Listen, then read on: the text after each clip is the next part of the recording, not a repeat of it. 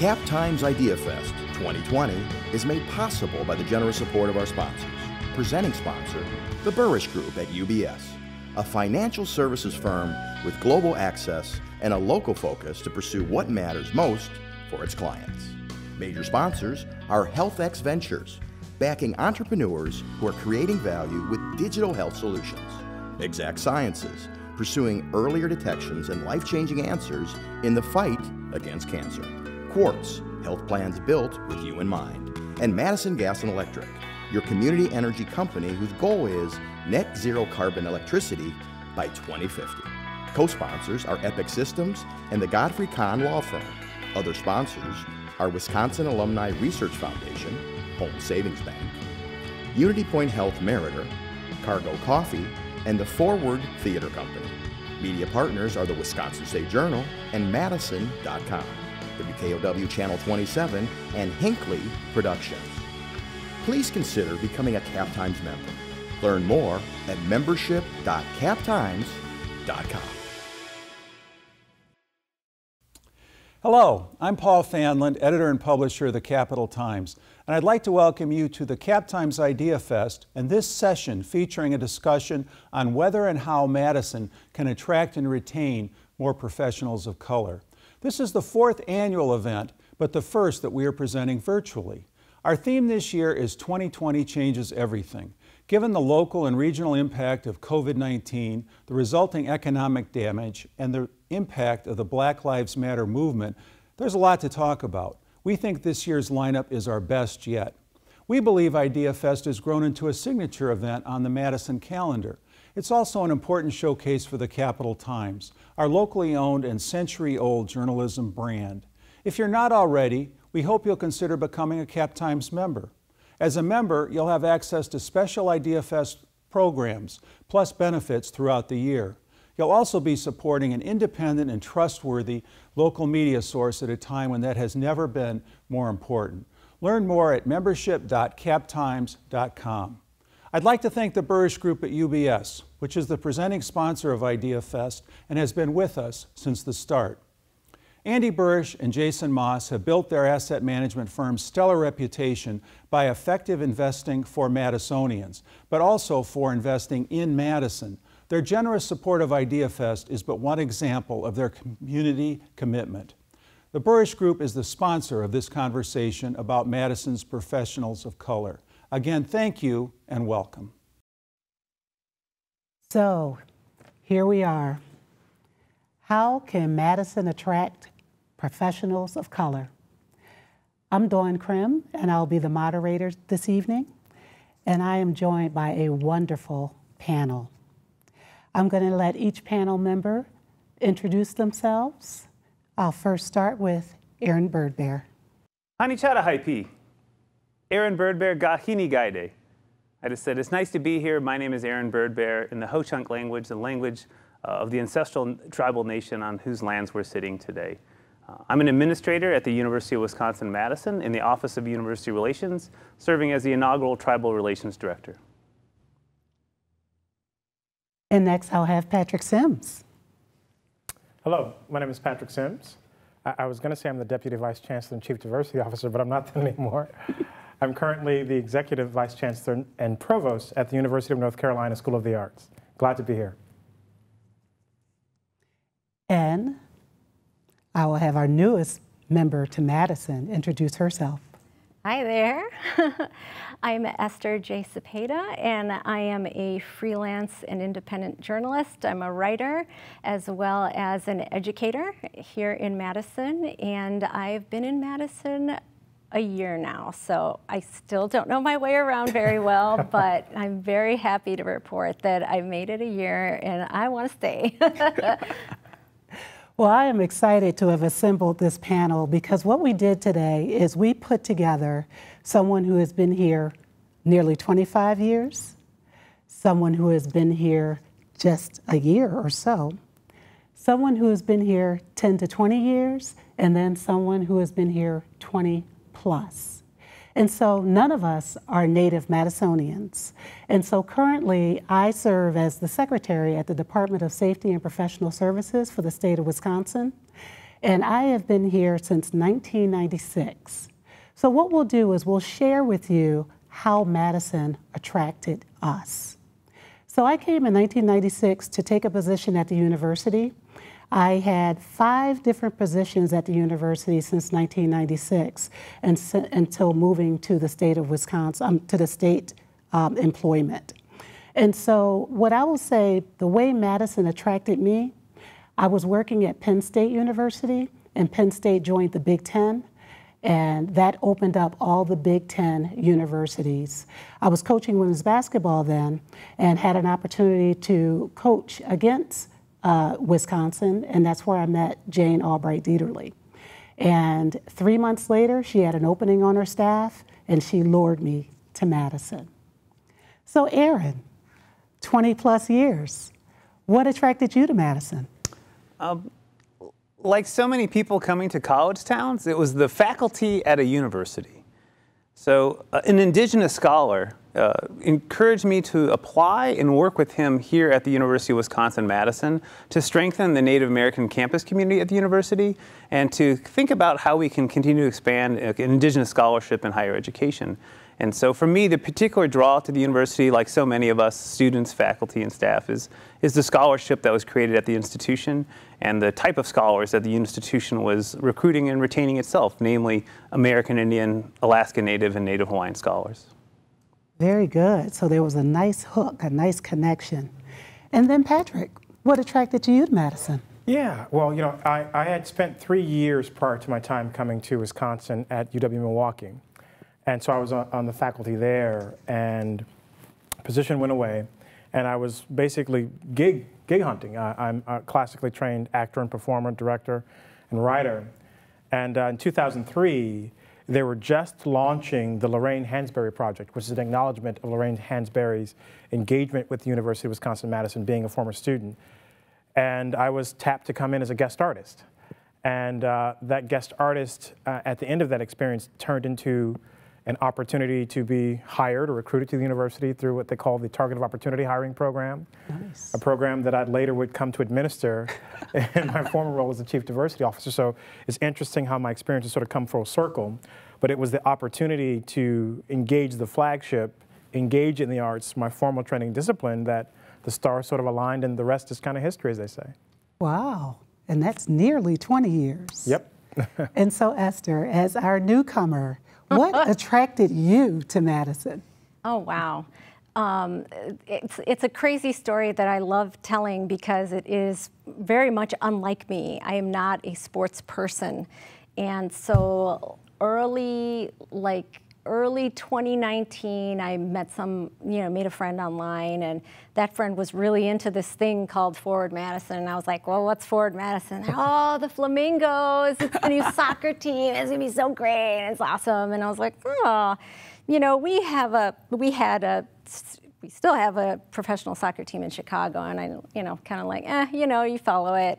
As being of a Mexican and Ecuadorian background, you follow soccer and stuff. And I was like, oh, this is interesting. And I sort of started following the team on Twitter and on Facebook, and their fans were really nice and amazing. And next thing I know, I'm making connections with people. I'm coming up here for the first home game opener in the snow in April. It was something else. And I just fell in love with the team and the vibe and the crowd and the supporters, and just thought, wow, I had previously been thinking of making a move either out to LA or downtown to Chicago, into the city center, because I was living in the suburbs, and I was like, I want to go to Madison. I mean, I'm a freelance writer. I'm an educator. You can teach anywhere. And I was like, why not? It's it's really nice. Every time I came up here, everybody was really, just really nice. And it's amazing to be able to go places and just go there and do the thing and leave. I went to the zoo Sunday, and it was perfectly nice. I didn't stress out getting in the car to make some long trip down there. I went in, I saw the bears and the flamingos and the penguins, and I came out and I went home. It's like when you try to do that in a city like Chicago, in a big city, that's a full day excursion. Yeah. Like that's, you can't just do that. And everything is like that. It's like Madison is this great city, but you can find parking everywhere.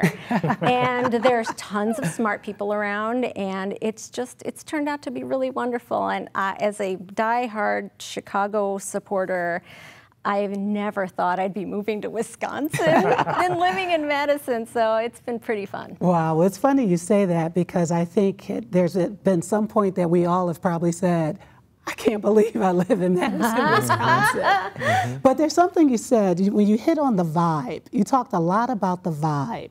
And so, Patrick, being from Chicago, spending some time in Milwaukee, being a trained actor, what vibe did you feel when you moved here as a person of color?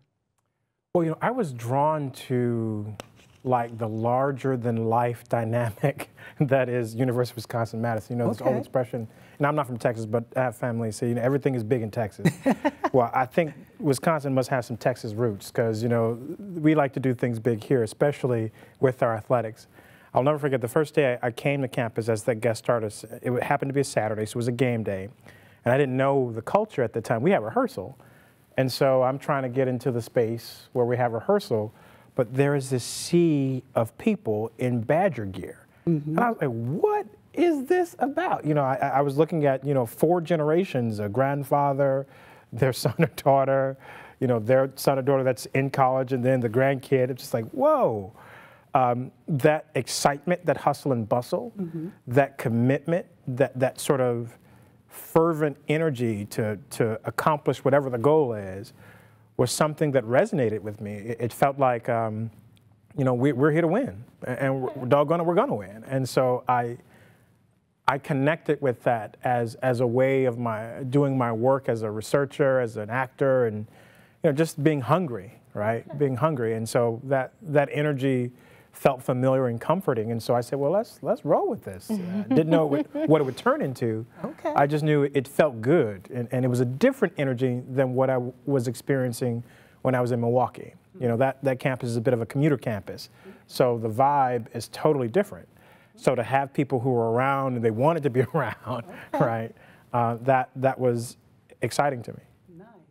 So I want to spring off of that. When I think about you, Aaron, as you talk about the connection that drew you here, and you talk about your indigenous background, when you think about the state of Wisconsin, with the number of tribes that we have and the history that Wisconsin, and particularly Madison, has to offer, how did that feel for you? Did it feel Texas big, or what was that connection for you? Yeah, surprisingly, Madison is one of the smallest towns I've ever lived in. Okay. And so I've lived in large Houston, Texas, outside of Washington, D.C., Seattle, and I moved here from Denver, Colorado. So coming here was coming to a very small place in my mind, a sleepy, small place that still had a funky vibe, and one could see the funk in the amount of cars, bumper stickers people would have on their vehicles, right? So I arrived in Madison, you know, 20 years ago, right in the kind of tail end when Madison was about to leave its shell in search of a slightly larger shell. It was going to grow from a small city to a mid-sized city. So we were in that transition where the kind of era of bumper stickers covering cars is still a little bit present in Madison, but it was very much more present. So a very colorful place of self-expression. Was really an exciting kind of climate to come to. At the same time, you know, we indigenous peoples always kind of have a litmus test that allow us to kind of see what kind of city we're entering as indigenous peoples, and that is the airport. The airport really signals to us what kind of relationships the greater municipal region has to indigenous peoples. If one goes to some of the kind of more larger airports in cities like Arizona or Colorado or Washington State or Alaska, the first thing you encounter is indigeneity when you come into the airport. There's always acknowledgement of the indigenous societies that have lived in those spaces for time immemorial. And so when I came to Madison, you know, I noticed not a lot of non-people of color represented in this particularly small and charming airport that is incredibly useful. It's a wonderful airport. At the same time, how we welcome people, it doesn't really reflect a lot of diversity of opinion or diversity of geography or experience in thinking about who we are collectively as a society. And so the old kind of proverb, it all begins at the airport, allows us to kind of think, okay, what relationships does this place have to indigenous peoples, and how do they showcase those relationships? And I'm always happy when I return to Colorado, where I grew up in, because if you come through Gate A, you'll hear drums playing. They have indigenous drums playing, and then when you enter the main space of the Denver International Airport, it's all contemporary Native American art. And so when I think about spaces like that and how it welcomes people to this place and orients them to this place, I think of how powerful of a message every city sends with the type of people they showcase within the airport. Nice. So let's stay with that theme of welcome. So you've talked about the airport, you've talked about what welcome felt for you. So Patrick, what did welcome feel for you as you think about attraction of people of color to Madison? What was your welcome? I just, for me, it was my faith community, really. And I'll never forget the stories. When, I think it was 2004, so I came in 2003 as a guest artist. By the fall of 2004, I was on the assistant professor track. And I remember I had to vote, and I went to the school in my neighborhood. And I was struck by what I saw was a lot of kids outside playing, and there was one brown boy, one black boy. And as I walked into the building, our eyes met. It was sort of like the obligatory nod when you see another person, like you give the nod. Our eyes met, and I just thought, okay, there are other people of color around here. Like, where are these brown kids at this school, right? This is in Sunbury. And I just remember when I was leaving, I voted, did what I had to do, came out, and by the time I get to the car, the kids are still out playing, but I hear, hey, mister, have a nice day. And I look up, and it's the one kid. So I thought, okay. All right, so this is a space, because I will say, prior to that experience, I was nervous, right? Because I had a really good sort of first date being the guest artist. But then the other stuff started to reveal itself in terms of Madison as a broader community, and in particular, how the black community was being perceived and engaged writ large.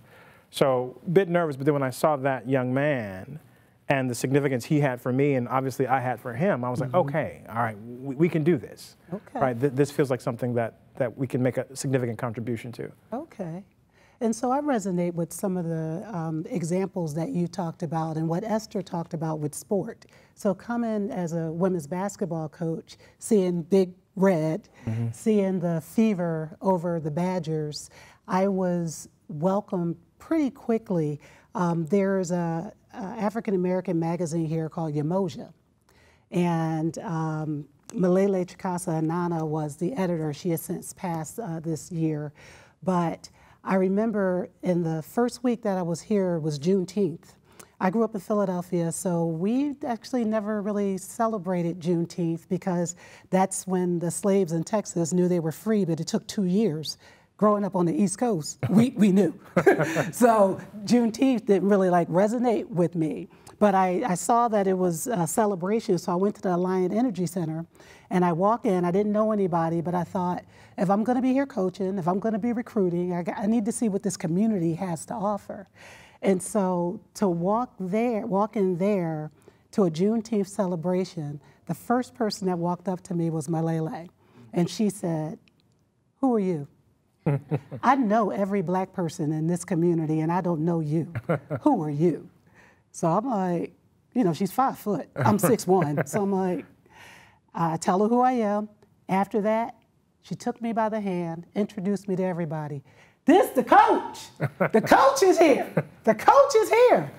And so from that moment, I knew people instantly.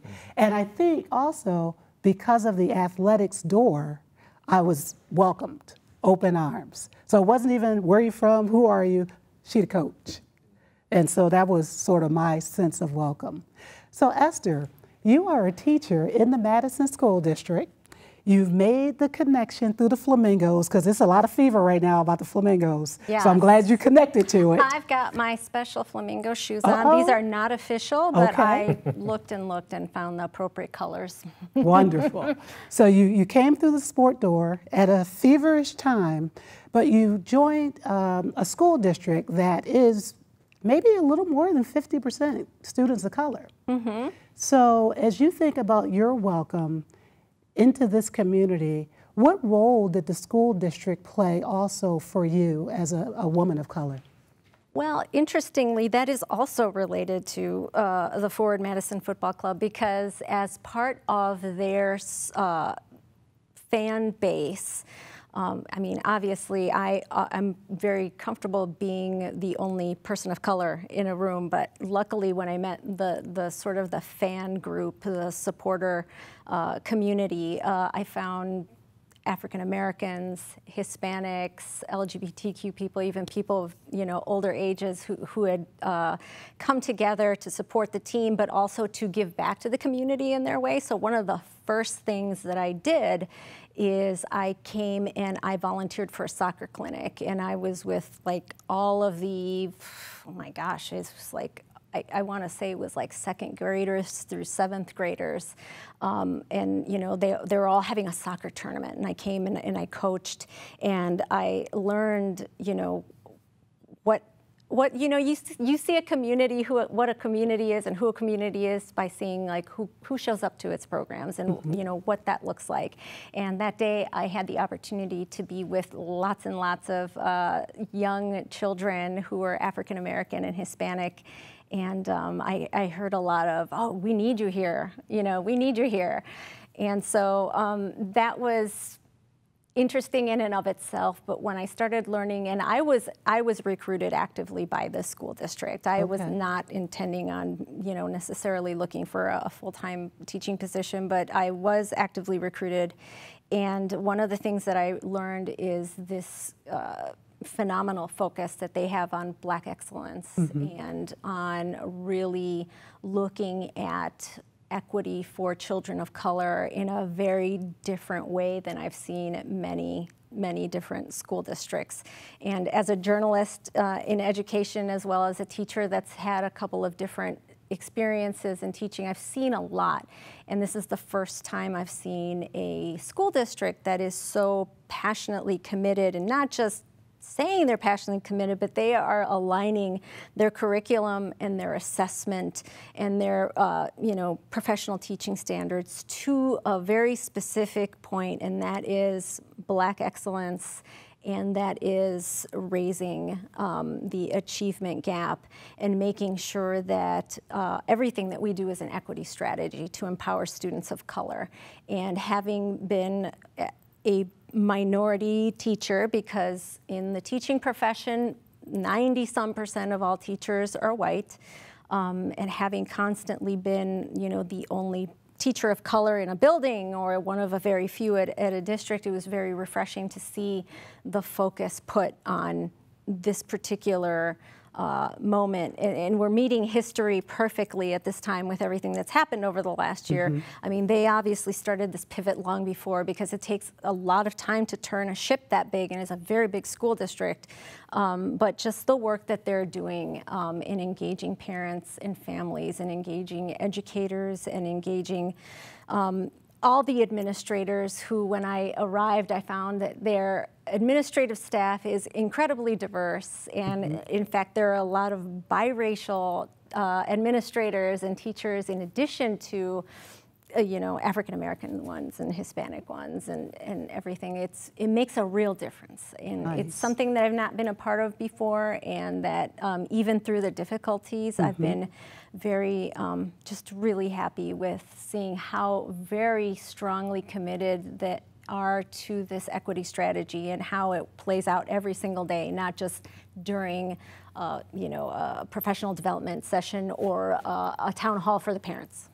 Nice. So I'm glad you're having that experience. The three of us have children who have been in the district, and we've seen progress over time.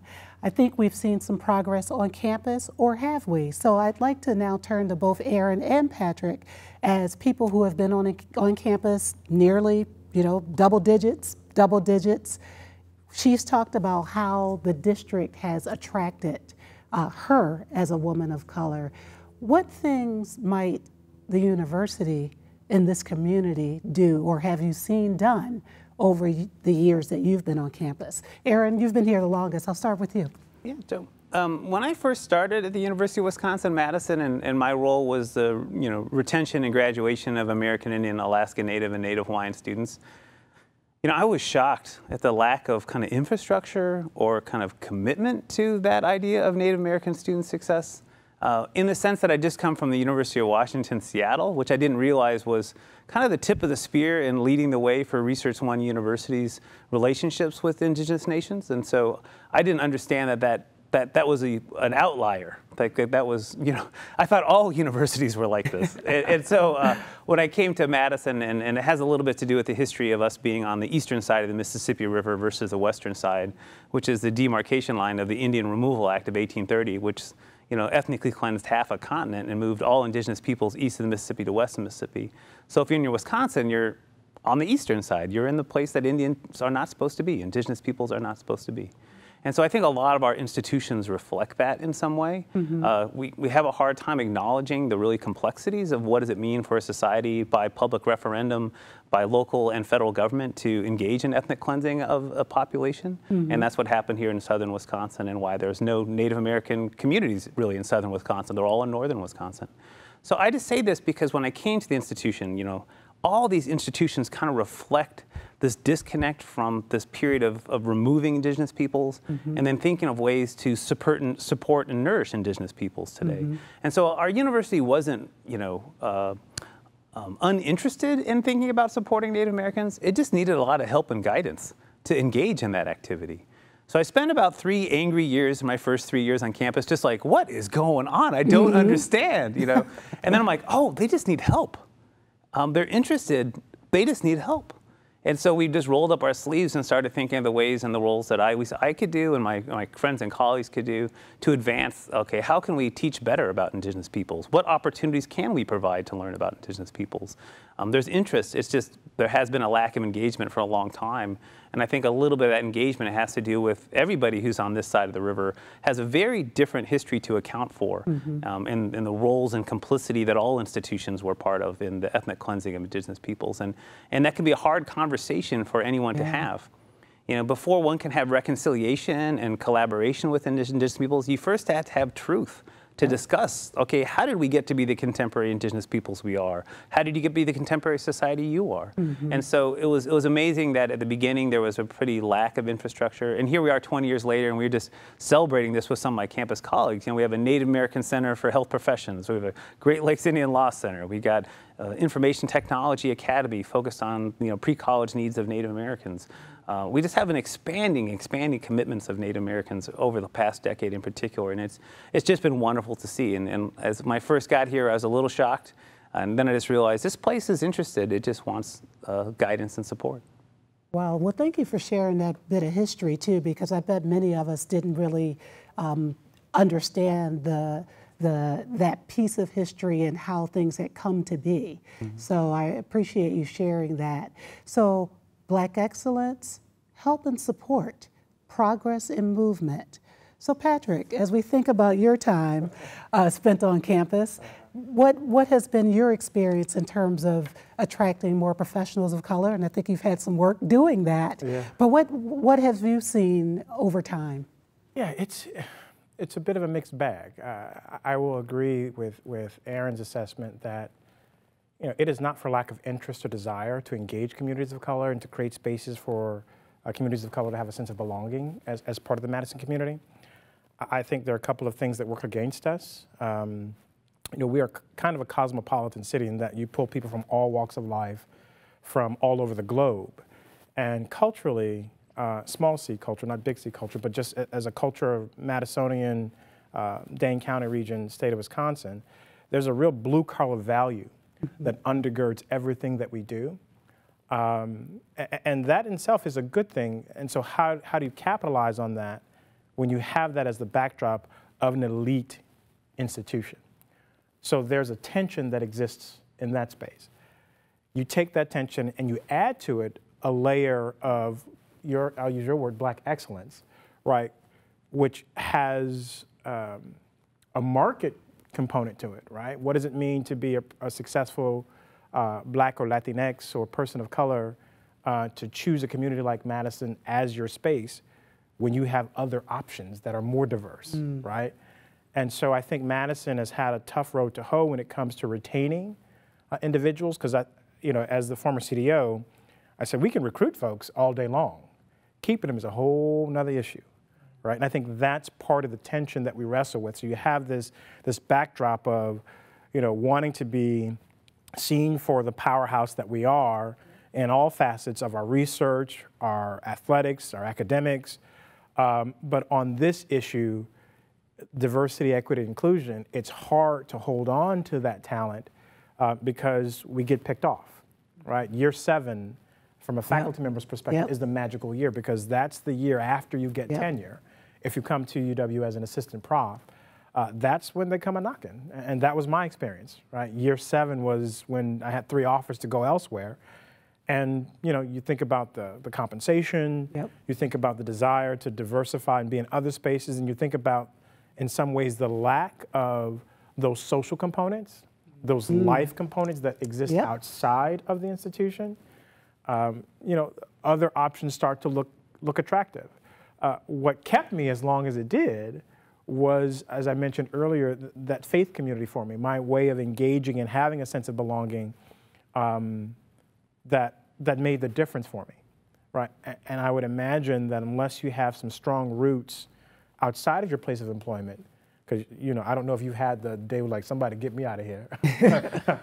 But, unless you have some other anchoring elements that culturally mean something to you, personally that resonate with your goals or aspirations, it can be a challenging space to be in. And don't even get on the love scene, right? If you don't have a partner, a life partner, to support you through some of those pieces. So I'd imagine that if I didn't have all of those things in place, I probably wouldn't have hung around as long as I did. But what was good about it is that I did have those things in place, and the institution provided opportunities along the way that gave me an opportunity to grow as a scholar, an academician, as a person writ large. So that's how I tend to think about it. It's complicated. Well, no, but it is all of those elements. You talk about year 7. For me, it was year 10. I was an academic staff person. I was in my 3rd position on campus. There were wonderful opportunities, but opportunities came a-knocking. But I stayed. And so what we're going to do is we're going to take a short break. And when we come back from the break, we're going to talk about those elements that are helping us stay and that are continuing to attract new people when we come back. Cap Times Idea Fest 2020 is made possible by the generous support of our sponsors. Presenting sponsor, the Burrish Group at UBS, a financial services firm with global access and a local focus to pursue what matters most for its clients. Major sponsors are HealthX Ventures, backing entrepreneurs who are creating value with digital health solutions. Exact Sciences, pursuing earlier detections and life-changing answers in the fight against cancer. Quartz, health plans built with you in mind. And Madison Gas and Electric, your community energy company whose goal is net zero carbon electricity by 2050. Co-sponsors are Epic Systems and the Godfrey Kahn Law Firm. Other sponsors are Wisconsin Alumni Research Foundation, Home Savings Bank, Unity Point Health Meritor, Cargo Coffee, and the Forward Theater Company. Media partners are the Wisconsin State Journal and Madison.com, WKOW Channel 27, and Hinckley Productions. Please consider becoming a Cap Times member. Learn more at membership.captimes.com. Welcome back. So I talked about my 10 years. Patrick talked about his 7. But I want to share also that I'm a founding member of the Madison Network of Black Professionals. And part of the reason that organization was created was because recruitment and retention of Black professionals. And it actually started out, it was just people of color, but then as we started really working through where the connections were and how deep the passions were about bringing people in, it kind of pivoted a bit to Black professionals. But what I found in that organization, it's almost 20 years old now, but what I found was in year 3, as a single person, they were planning to move. Because in the first year, they were attracted by a job. Great opportunity, Madison's a wonderful place to live, they're making good money. Year 2, you're still trying to build that friend group, but you're struggling a bit. You're likely the only person of color in your workplace, so you've flown home, you've driven home, but winter came, so you couldn't quite get away. So year 2, you're trying to meet somebody, it's a little tough. Year 3, thought you'd get promoted at the job by now, ain't really met nobody, haven't had a place to go out socially for a while, out the door. And that's what I found, year 3 for single. If people come with kids or are married, job works out, they get into the school district, you kind of, almost 25 years. And so there are these pivotal points in careers that happen in this community that I've seen. And so when we think about attracting more professionals of color, when we think about those instances, when we think about the faith community that you connected with, what are the elements, what are the social elements that people need to attract and to stay engaged and connected? Now, Esther, you talked a lot about the soccer team. You talked about Black excellence. What other elements would you say are keeping you here? I know it's early, you're in that second year, so it's still honeymoon. It's still But when you honeymoon. think about your friends, when you think about others, what are some of those elements that you think this community needs to attract people of color?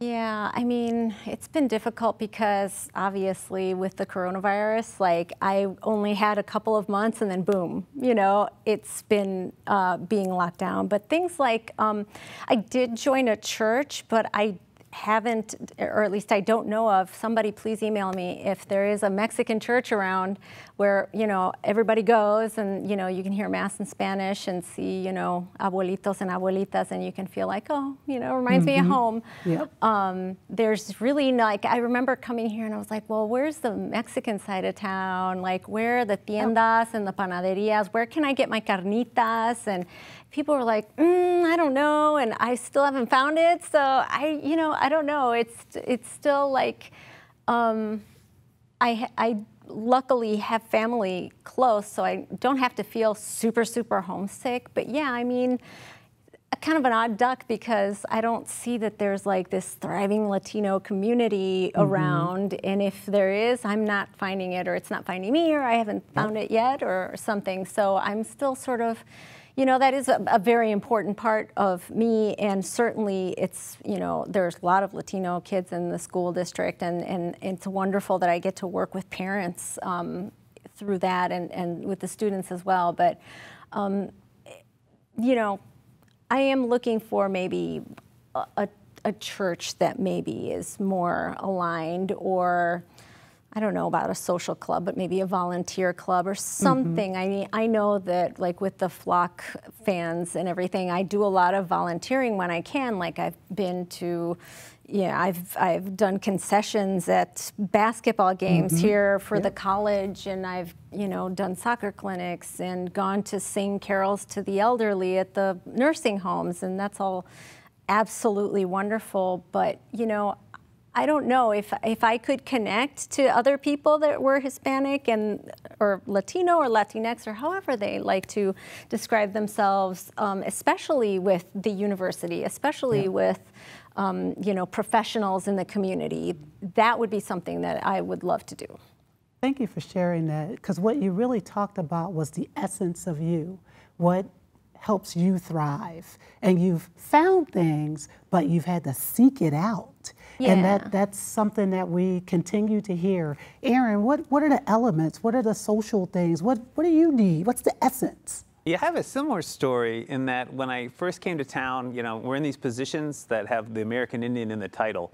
And so when you get hired in them, the locals are paying attention, you know. And so, you know, you kind of stand out a little bit and they want to know who you are and what's going on. And I was fortunate that at the time we had this really generous woman named Sandy Whitehawk, who was just an incredible, charismatic and wonderful person who was really the fabric that kind of tied all of us together in town in some way.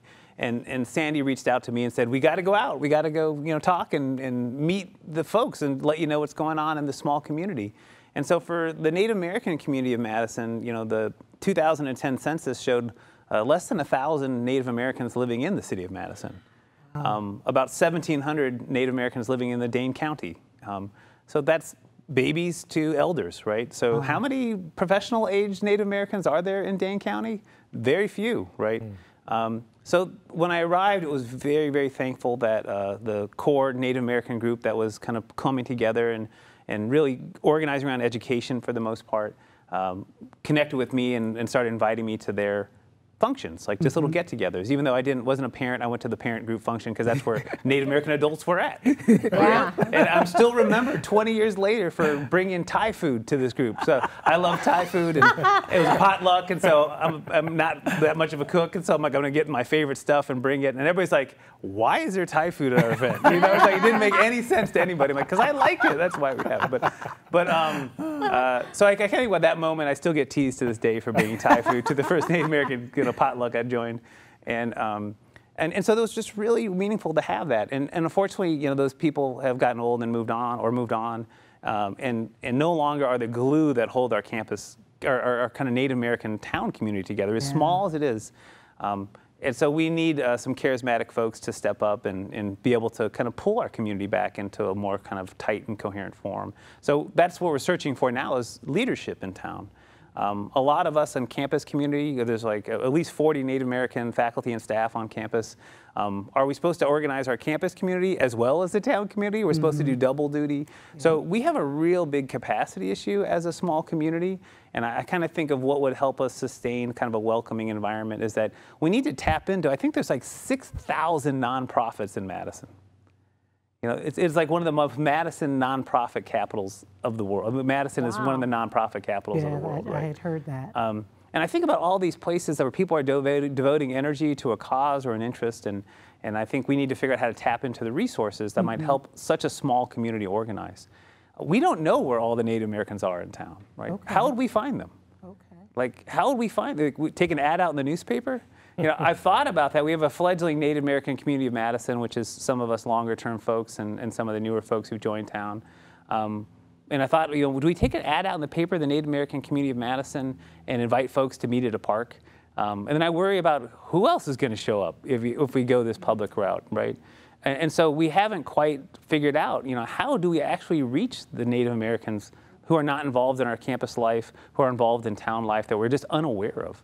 And so I think for us, we really need a mechanism to help bring together this town. And I kind of think of the natural points to help Indigenous people come together. I think next week is Indigenous Peoples Day here in the state of Wisconsin. You know, at first it was a Madison kind of city ordinance for Indigenous Peoples Day going back to 2006. So times that we would naturally kind of come and celebrate kind of indigeneity and who we are as Indigenous peoples. Or if we think of just the kind of natural points during the year that make sense for Indigenous peoples of why we gather, and not necessarily kind of square peg and round holes into the kind of federal calendar that exists that doesn't necessarily align with Indigenous kind of reasons why we'd come together. In a perfect world, you know, we would have the main gathering that would bring everybody together every year, which is just a time for song, dance, and food, and that is called a powwow. For everyone who uses powwow, that is a business meeting kind of nickname. You cannot have a powwow without song and dance. So, you know, whatever you're doing, it is not a powwow.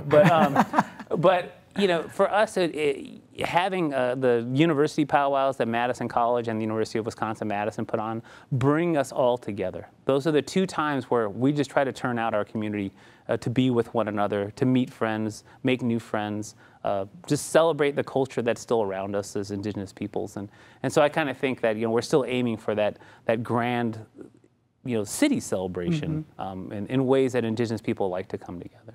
Nice. I'm going to remember that with a powwow, song and dance, for sure, and food, and food.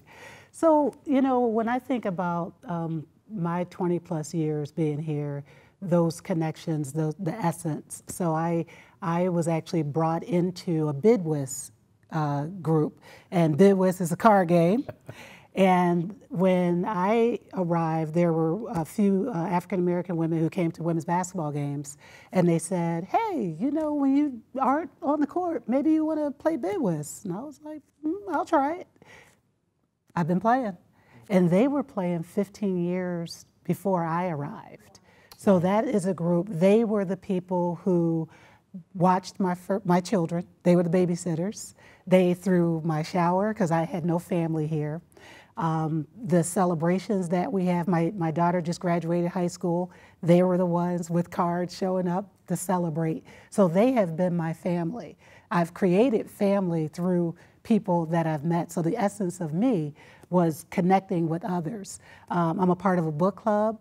That book club was going when I arrived, and they say it's the hip as long as running African-American women book club in the community. And so, but and what we've done is when new people move here, we say, you read? Yep, pull them right into the book club. And that's been one way that we've been trying to bring people into the fold when you're looking for the essence of you, the social connections, and that familiarity. So you talked about the faith community. Are there other elements that Madison needs to attract and retain people of color?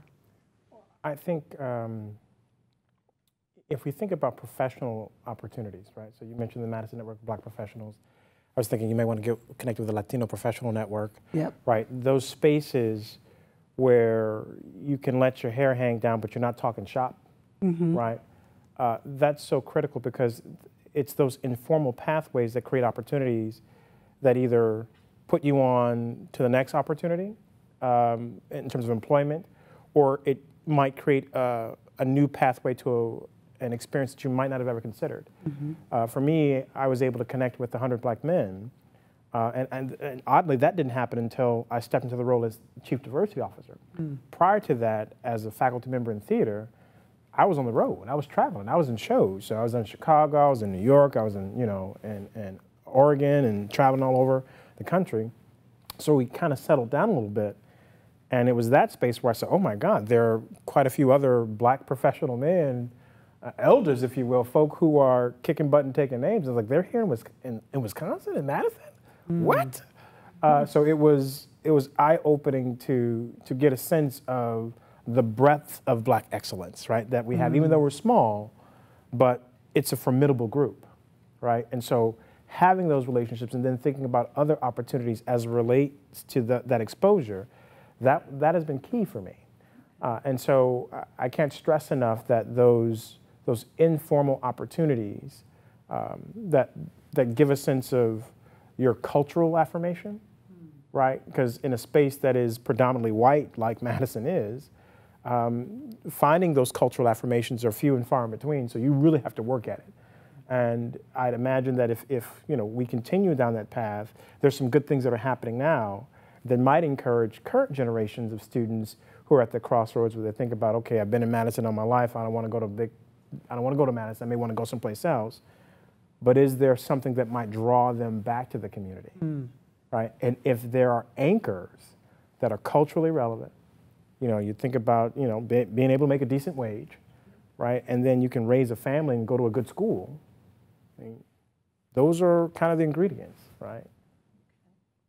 So talked a bit about the professional piece and the ingredients.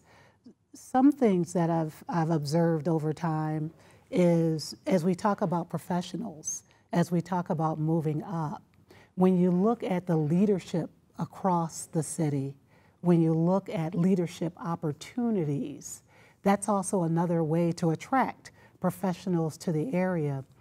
I've heard people, especially in the Madison Network of Black Professionals, say they can't quite get to that level, to that next level, that the opportunity isn't there.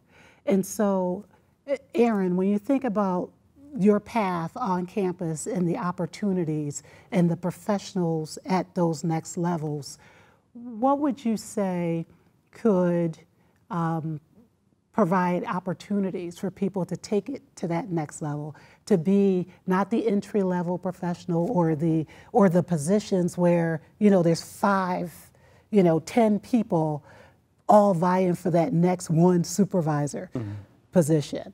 What can Madison do to attract people into that level, or have people have the opportunity to get to that level? Yeah, I think I'll speak to the opportunity piece first. And I think I'm in higher education, which is different than the corporate or private sector. And I kind of think about, yeah, there are limited roles as one keeps going on, right? And I'm just really thankful that I had not my supervisor, but my supervisor's supervisor decided to place me as a raw hire, as a very young and green hire on the campus. And so some really good committees that were designing new things, like something called the First Year Interest Group Program, which is now a really successful program at our university that serves hundreds of students every fall. And I was on the first FIG committee trying to figure out, okay, how do we make these? What do we do about them? You know, who's the audience that we're trying to serve through these? And I think about, and at least in the university realm, you know, committee work is where you meet all these really wonderful people. And through committee work, you make these connections, establish relationships. You grow as an individual because you're tackling some issue that the university has to accomplish. So I think in terms of opportunity, you know, it's really important for supervisors and others to think about the growth areas that participating in design work or committee work really does in terms of closeness to colleagues, as well as kind of one's own professionalization. So I'm just thankful that for me, my career is really tied to my first few years on campus, where Associate Dean Judy Roller at the time, in Letters and Science, Student Academic Affairs, plucked me and put me into a few different places. And I said, I don't think I have a lot to offer, you know, Associate Dean Roller. Don't worry, Aaron, you're a quick study, you're gonna be okay. And just having that kind of exposure was just so informative. When it comes to, you know, breaching the next level, I myself had to return to college. I had to go back to graduate school to make the leap up. And so I was really fortunate that I was hired at the time I was with the credentialing I had. But in order for me to have an opportunity to go further, I had to go back to school and advance my own understanding of higher education to be a more impactful person within higher education. So for me, it was, you know, mentorship really matters quite a bit. People seeing and taking a chance on you and putting you into workspaces where you have to find a way to contribute a little bit, but having leadership that believes in your perspective enough that you're going to be able to contribute in some way. So I think for me, it was just a really key mentorship through committee participation, as well as some people just thinking, okay, encouraging me to go to graduate school. I had so many people for years saying, you need to go to graduate school, you need to go to graduate school, you need to go to graduate school. And I was a punk and I didn't want to listen to anybody. And so I can do it my way, I'm good enough, you know. And I'm like, oh, no, I think there's a lot of value in this additional commitment of myself. And so I returned to school as a returning adult with a child. And so it was a challenging period, but it was very useful. It's funny you share that, because that's actually my experience too. Lamar Billups was my boss in the chancellor's office at that time, and I kept saying, well, I'm doing the work. Surely I'm ready for that next step. They'll look to me. And he said, no, the credential. You need the credential. So I, too, am back in school getting the credential. So as we think about leadership, Esther, you were about to jump in on something that Aaron said that struck you. Where were you going to go? You said so many intelligent things that I don't even remember what it was, but I think that one thing that I was thinking about before coming to talk to you is that I specifically found some people and reached out to some people in the community, and you know, I said, well, you know, what do we need in Madison to, you know, create a thriving Latino community? And I got a lot of the same answers, which were like, give us an opportunity you know, to have employment and to make as much money as we would if we were white, you know, basically.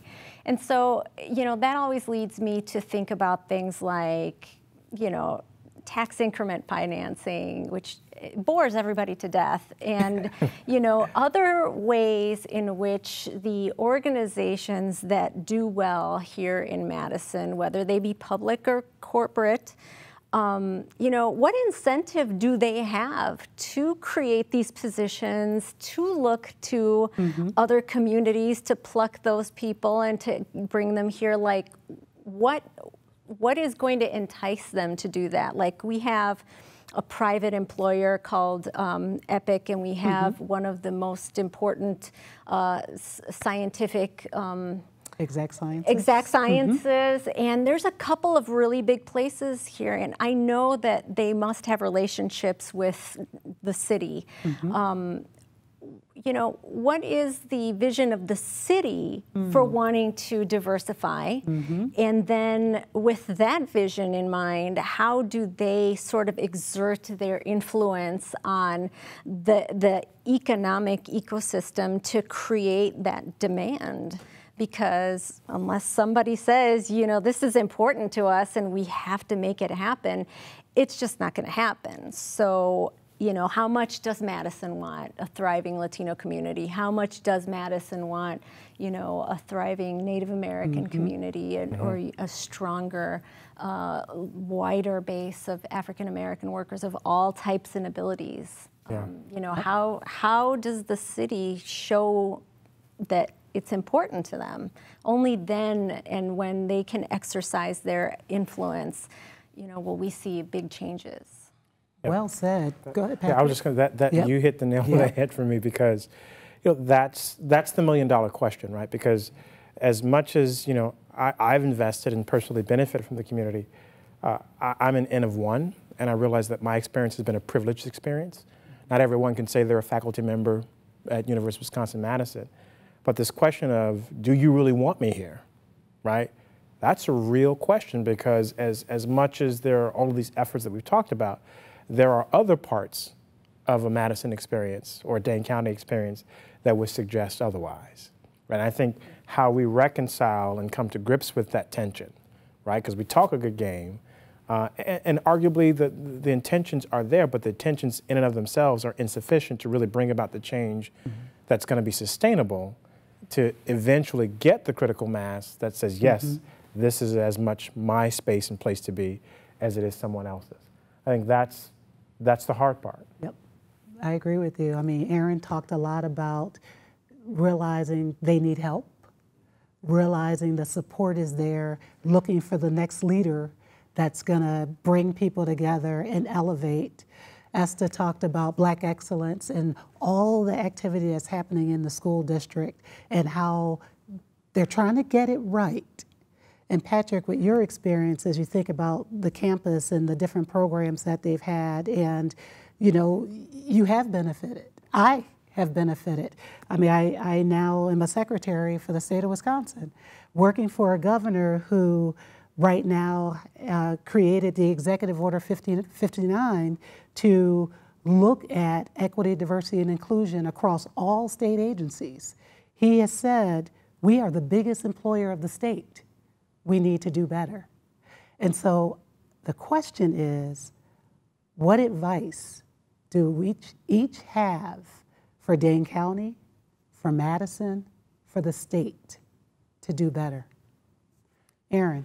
As always, you know, the indigenous worldview is a worldview that has largely been untapped, in the sense that it's hard to believe that until I was in elementary school in 1975, indigenous language and culture was criminalized and banned in the United States. So I don't think people really fundamentally understand what that means to have a language that's actively trying to be eradicated by the powers that be, you know, to eradicate indigenous language and culture from planet Earth because it was viewed as a deficit that was preventing us from succeeding in U.S. society. Instead, you know, the processes to try to suppress language has resulted in so much harm for us that we're going to take 2 or 3 generations to recover, despite indigenous language and culture now being, you know, widely acceptable. So why I say this is that, every institution just suddenly doesn't embrace indigenous language and culture, despite it being now legal under U.S. law in 1975. It takes a while for all the institutions to recognize there's a tremendous value in indigenous knowledge, particularly of any particular location, because language and culture has been directly developed because of that environment. And so as we think about the challenges we face today, indigenous language and indigenous knowledge are just incredibly important to us. And I think we can understand a place much better. It's a reminder that in Madison, we have these lake names like Mendota, Monona, Wabisa, and Kaganza, which were all fabricated for 10,000 booklets to sell the land of this area. So before, the U.S. didn't have names for those lakes. They're just called first, second, third, and fourth lake. And Governor Farwell was a land speculator, and he needed to make brochures to sell the land here. And they had to come up with names on the quick. And so they settled on Mendota, Monona, Wabisa, Kaganza, because they thought Mendota was an Ojibwe language word, and it's not really. So Mendota's gibberish, and then they wanted 3 things that rhymed with it, so they just went with it. And so we have gibberish names for lakes, right?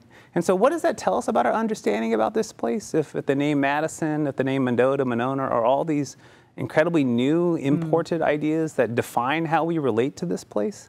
If you understood the name Wonkshikomikla, which is the Ho-Chunk's name for Lake Mendota, and the cultural story it tells about their view of water and their connection to water as a society, what a powerful way to understand this environment through the people who have such a deep connection to it.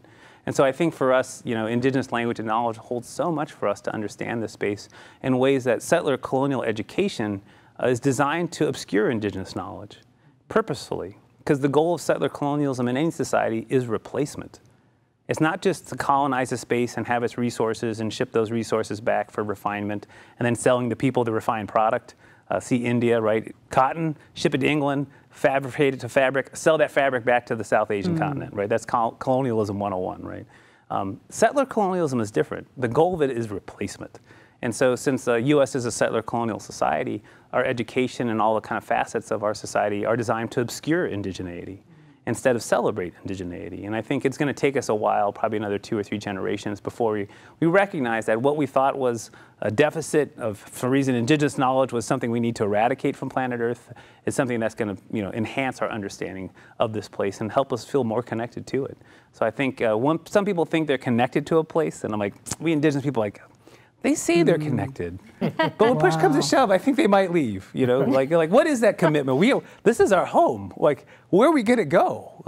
So we have a very different sense of connection to the continent that other people don't have, and hopefully people start tapping into that knowledge, and it might inform, how we do our policies of sustainability, how we do our policies for equity. I think all of it starts with indigeneity, and we're awakening to that possibility as a society, but it still has a little bit of work to do.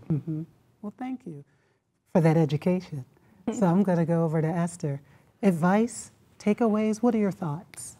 I always have advice. Here's the advice for all the people that need to buy into this idea. Look in your streets and look in the classroom.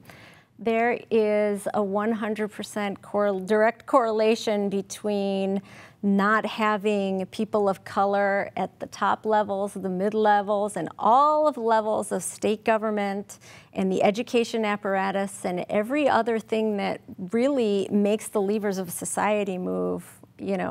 Not having people that represent the people that are here, the people that are the original inhabitants, the people that are, 2 of the largest populations in the country. You're seeing what's going on, the violent revolts that are going on the street. And then look in your classrooms. More than 25% of all students in the United States in public schools are children of color. If we don't educate them well, what do we expect from our future except more, violence and chaos and tears in the street? So every bit of reason to act now is in front of people. Do they want to look at it and act is a totally different story. Patrick. Well, I will say, for all the efforts that have been made before, we appreciate it, we celebrate it, but the reality is, if you're trying to get here, right? And if this is where we started the conversation in the last, say, our time, collectively, the 20 years we've been here, we're kind of here, we still got a long ways to go.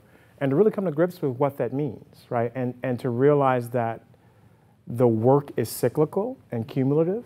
And so what I do today is laying the foundation for someone else to come behind me, and that's part of the process that gets us closer to an outcome where everybody has a sense of ownership. We're here for a brief time. We have a role to play. And the more we recognize we need to play our role and set someone else up to build on it, I think the easier it will be to not personalize the failures, but to keep your eye on the prize, right? Working towards the thing that you ultimately say you want, right? And giving yourself enough time to get there. Wow. I think intentionality, and then building on what you've done. Because so often we're building, and then when people leave, you start over again. And when you start with that net of one, if you don't go 2, 3, or 4, it's so hard to get back to 1.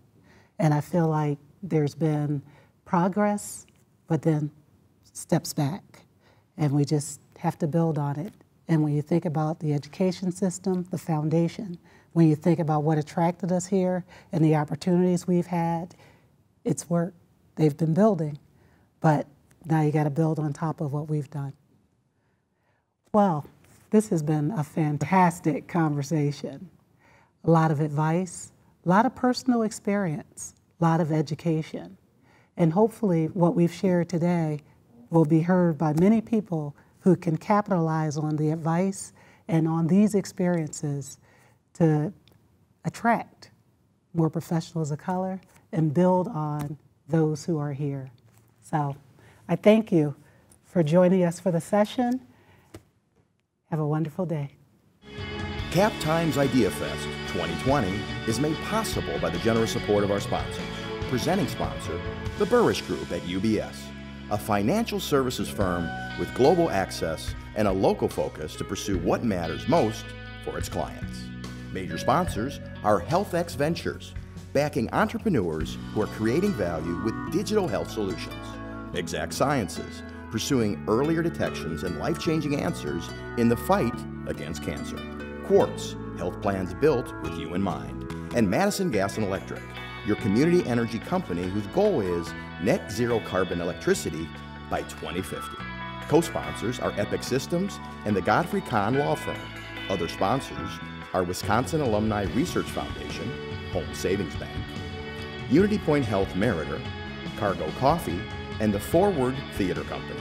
Media partners are the Wisconsin State Journal and Madison.com, WKOW Channel 27, and Hinckley Productions. Please consider becoming a Cap Times member. Learn more at membership.captimes.com.